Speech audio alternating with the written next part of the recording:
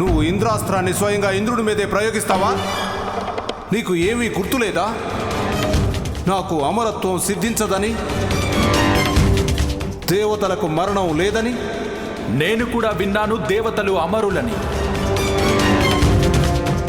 అందుకే నేను దాన్ని వాళ్ళ పరీక్షించాలనుకున్నాను. మీరు అమరులే ఇంద్ర, మీకు మరణం లేదు. కానీ అమరులైన వారికి కూడా దుఃఖం ఉంటుంది. అనంతకాలం వరకు బాధని భరించడం వాటిలో ఒకటి. ఆపు కర్ణ, ఆపు. ఇక నీ వినాశనం తప్పదు. నా వజ్రాయుధ ఘాతానికి సిద్ధంగా ఉండు.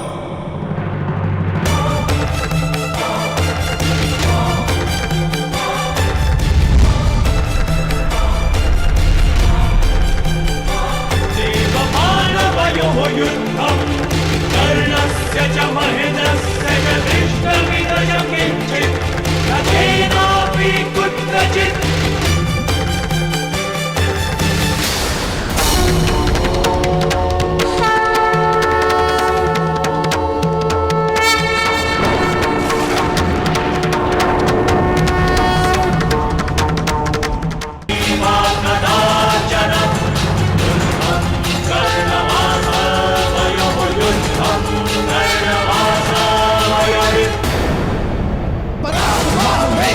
శాంభవి అస్త్రమా?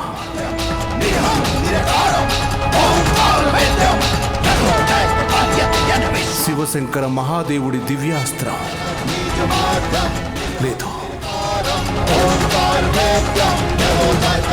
నేను దానిపై వజ్రాయుధంతో దాడి చేసి మహాదేవుడికి కోపం తెప్పించలేను.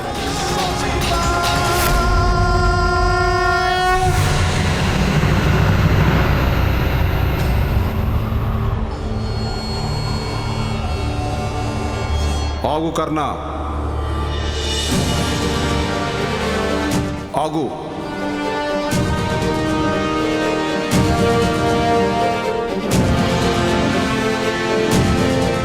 నేను నా ఓటమిని అంగీకరిస్తున్నాను.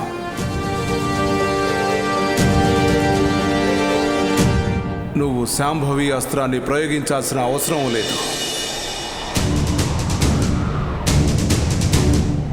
గంగాపుత్రుడు భీష్ముడు ఇంకా ద్రోణాచార్యుడు కాక ఇంకే ధనుర్ధారిలోనూ నేనింతటి మేధస్సును చూడలేదు, ఇంత బలాన్ని చూడలేదు.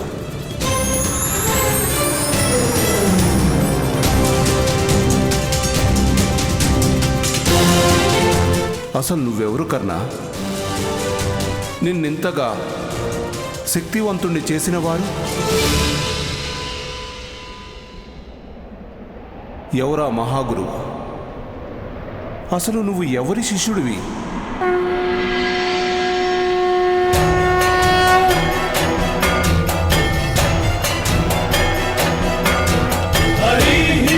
ఆయనే ఎవరైతే గంగాపుత్రుడు భీష్ముడికి, ద్రోణుడికి శిక్షణనిచ్చినవాడు. ప్రభు పరశురామ మీరా? కర్ణ, నువ్వు ముందే ఎందుకు చెప్పలేదు నువ్వు ప్రభు పరశురామ శిష్యుడు అని? ఎందుకంటే మీ అహంకారం మిమ్మల్ని అసలు ఆ ప్రశ్న అడగనివ్వలేదు. ప్రభు, నేను నా అహంకారానికి క్షమాపణలు కోరుతున్నాను.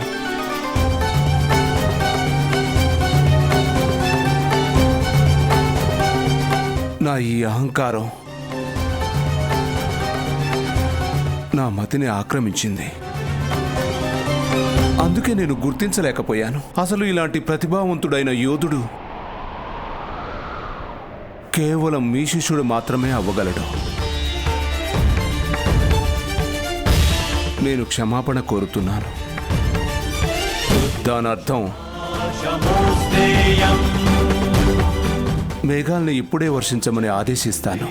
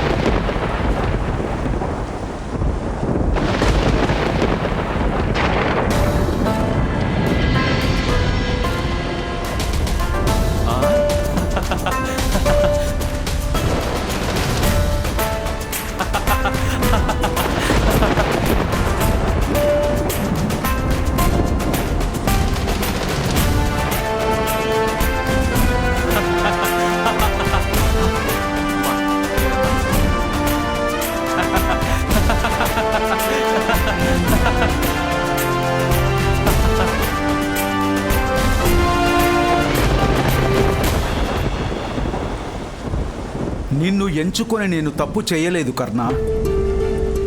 నువ్వు చాలా బాగా రాణించావు. ఎందుకంటే నా గురువు నాకు మార్గనిర్దేశం చేశారు. ఇది కర్ణుడికి కాదు, మీ శిక్షణకే విజయం గురుదేవా. కర్ణ, చాలా ఏళ్లపాటు నువ్వు శస్త్ర సాధన చేశావు. నా ప్రతి ఒక్క ఆదేశాన్ని పాలించావు. నేను పెట్టిన ప్రతి పరీక్షలోనూ నువ్వు విజయం సాధించావు రాధేయ. పైగా ఇవాళ నువ్వు ఇంద్రుడు యొక్క అహంకారాన్ని అణచివేసి నేను గర్వపడేలా చేశావు. దానర్థం నీకు తెలుసా కర్ణ? దానర్థం ఏమిటంటే నీకు ఆ శస్త్రాల్ని ధరించడానికి అర్హత లభించింది. ఏవైతే దేవతలకు కూడా అందుబాటులో ఉండవో నేను నీకు బ్రహ్మాస్త్ర దీక్షని చేపట్టేలా చేస్తాను. నేను నీకు బ్రహ్మాండాస్త్రాన్ని నేర్పుతాను కర్ణ. ఈ పరశురాముడు ఎప్పటికీ చాలా గర్విస్తాడు. ఈ దీక్షని పొందిన కర్ణుడు, రాధేయ కర్ణుడు, పరశురాముడికి ప్రతిబింబం అవుతాడు.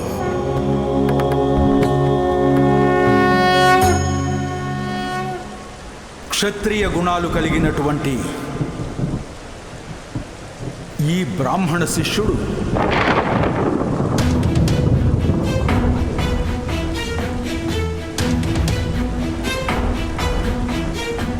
ఇన్నేళ్ల తర్వాత అసంకల్పితంగా నువ్వు నాకు నా యవనావస్థని గుర్తు చేశావు. ఇక ఇవాళ ఈ మేఘాలని,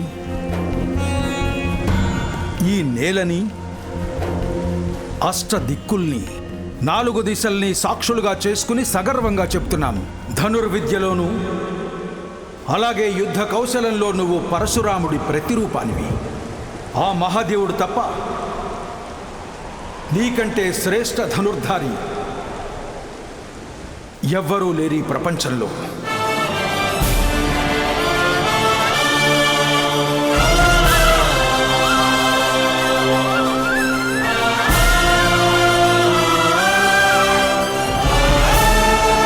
దీర్ఘాయుష్మాన్ భవ.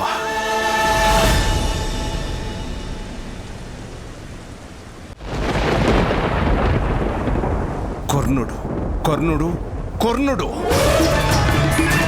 ఎవరు ఈ కర్ణుడు? అసలు తనకు ఎక్కడి నుంచి వచ్చింది ఇంతటి బలం, ఇంతటి కౌశల్యం? ఎక్కడి నుంచి పొందాడు తనంతటి తేజస్సుని? అర్థం కావడం లేదు.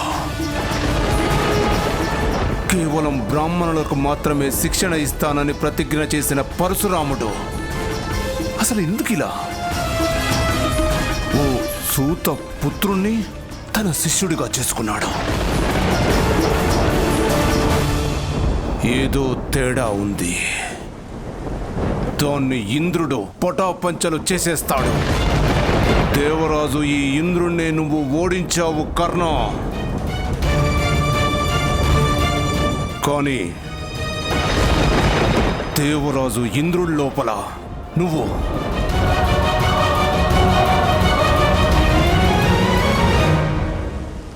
నీ మహాశత్రువు కూడా జన్మనిచ్చావు. నువ్వు నాశనం అయ్యే వరకు నేను నిన్ను అసలు విడిచిపెట్టను కర్ణ.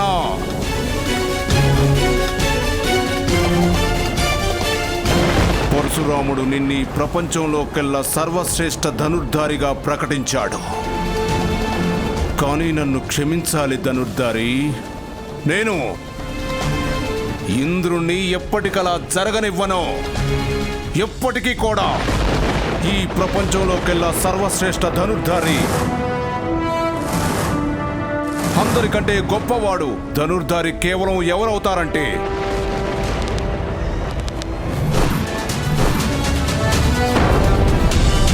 తను స్వయంగా ఇంద్రుడి అంశతో జన్మించిన వాడు. అందరికంటే సర్వశ్రేష్ఠుడైన ధనుర్ధారి అవుతాడు హస్తినాపురంలో శిక్షణ పొందుతున్న అర్జునుడు. అతనికి ఇంద్రుడి ఆశీర్వాదం పుష్కలంగా ఉంది. ఆ అర్జునుడే.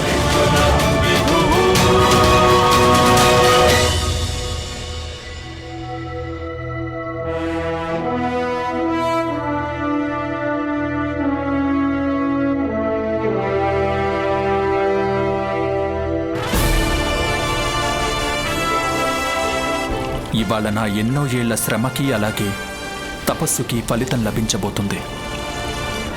ఇవాళ గురుదేవుల దగ్గర దీక్ష తీసుకుంటే నా కల నెరవేరబోతుంది.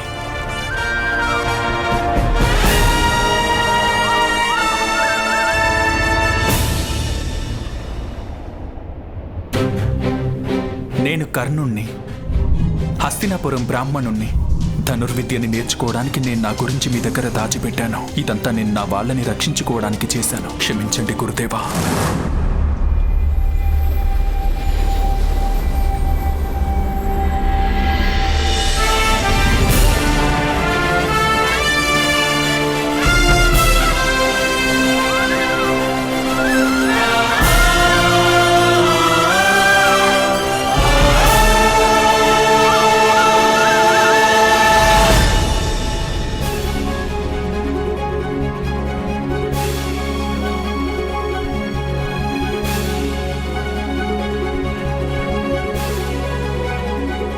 అంతిమ దీక్ష కోసం సిద్ధంగా ఉన్నావా కర్ణ?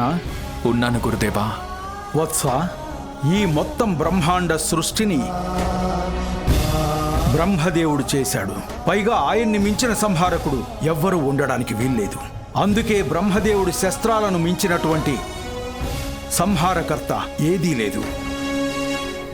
మరి ఆ 3 శస్త్రాలు ఏమిటి? బ్రహ్మాస్త్రం, బ్రహ్మ శీర్షాస్త్రం, ఇంకా బ్రహ్మాండాస్త్రం. కర్ణ, వాటిని ఇవ్వడానికి ముందు నువ్వు నాకు మాటివ్వాలి కర్ణ. వాటి ప్రయోగాన్ని నువ్వు చాలా బాధ్యతగా చేస్తావని, ప్రపంచం మేలు కోసమే చేస్తావని. అలాగే ఇంకెప్పుడు చెయ్యాలో తెలుసా? ఎప్పుడు చెయ్యాలి అంటే నీ ముందు ఇంకే మార్గం కనిపించనప్పుడే.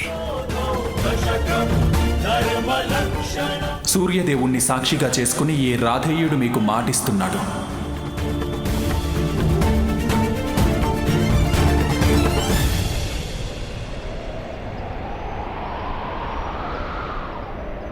ఈ శస్త్రాలను నువ్వు పొందిన తరువాత ఈ భూమి మీద ఏ జాతివాడైనా సరే, ఏ యోధుడు నిన్ను ఓడించడం సాధ్యం కాదు.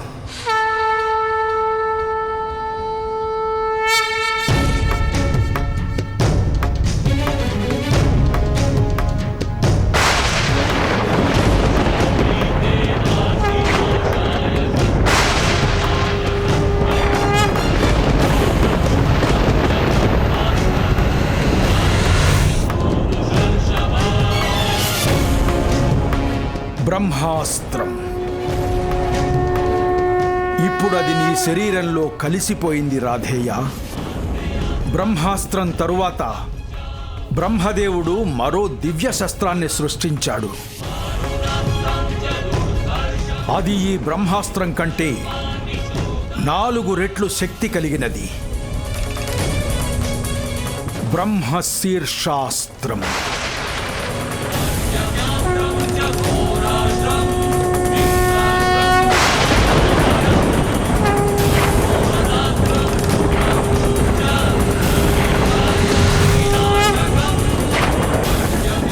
అలాగే చివరగా బ్రహ్మదేవుడు ఇంకో శస్త్రాన్ని సృష్టించాడు.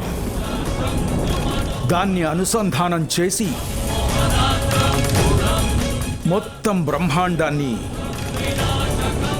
రెప్పపాటులోనే మొత్తం ఈ సృష్టినే నాశనం చేస్తుంది. అదే బ్రహ్మాండాస్త్రం.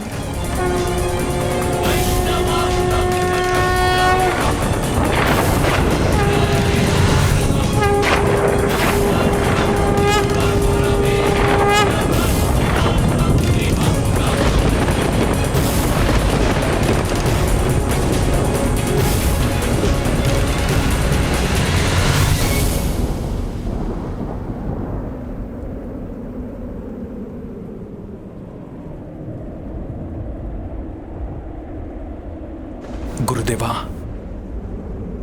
నేను ఈ శస్త్రాల్ని అనుసంధానం చేసే మంత్ర విద్యని తెలుసుకోవాలి.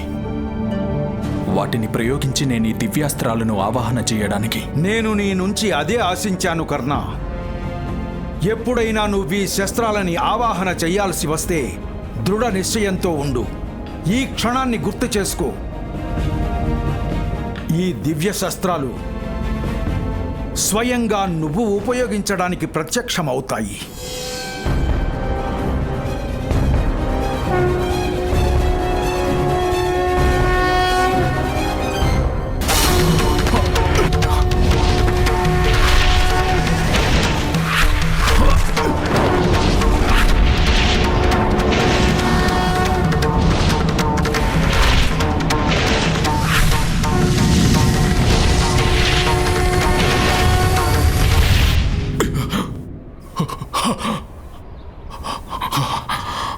కర్ణ, శిక్షణ మొదలు కావడానికి ముందు నువ్వు నాకేం చెప్పావు అంటే నువ్వు భృగు మహర్షి వంశానికి చెందినవాడివి అని.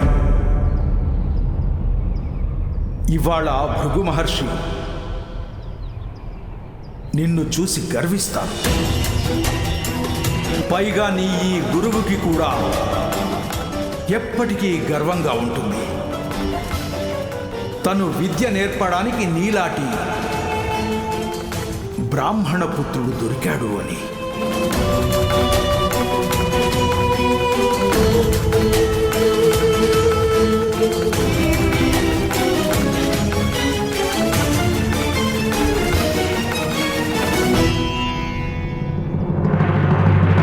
సూతపుత్ర కర్ణుడు బ్రాహ్మణ పుత్రుడని చెప్పుకొని దివ్యాస్త్రాల జ్ఞానాన్ని పొందుతున్నాడు. మూర్ఖ, నువ్వు ఇంద్రుడి మర్యాద మీద, అభిమానం మీద దాడి చేశావు. అవే ఆయనకి సర్వస్వం. ఇప్పుడు ఇంద్రుడు నీ దివ్యాస్త్రాల జ్ఞానం మీద దాడి చేస్తాడు. అది నీకు సర్వస్వం కదా. కానీ ఇంద్రుడు నేరుగా ఎందుకు దాడి చేస్తాడు? అంటే ఒకవేళ పులి ఆవు ముఖాన్ని తగిలించుకొని స్వయంగా ధేనువు ఒళ్ళోనే కూర్చుంటే దాన్ని మనం వ్యతిరేకించాల్సిన పని లేదు. కేవలం ఆ పులి యొక్క ముఖం తొడుక్కొని తీసేస్తే సరే. అప్పుడు ఏం చేయాలో స్వయంగా దేనివే చూసుకుంటుంది.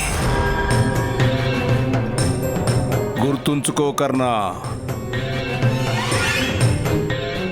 అన్నిటికన్నా పెద్ద శాపం ఏంటో తెలుసా? నీ వరాలన్నీ నీకింకా శాపాలవుతాయి.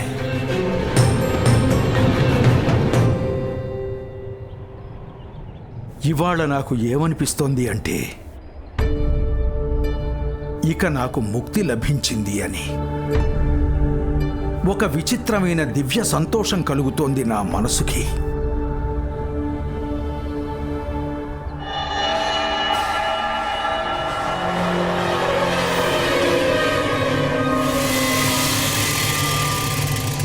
నా మనసు చాలా రగిలిపోయేది,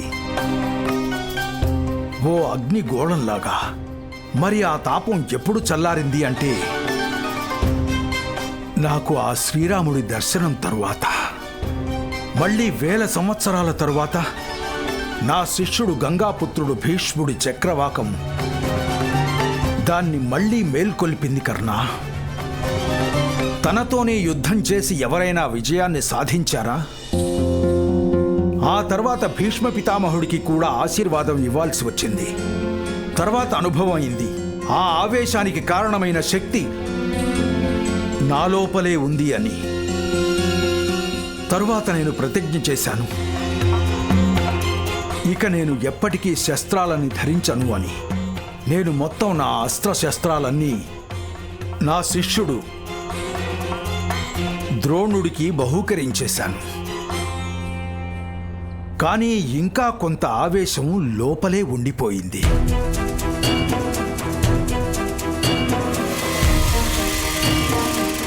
అప్పుడు నువ్వొచ్చావు. క్షత్రియుల తేజం కలిగినటువంటి బ్రాహ్మణ కుమారుడివి.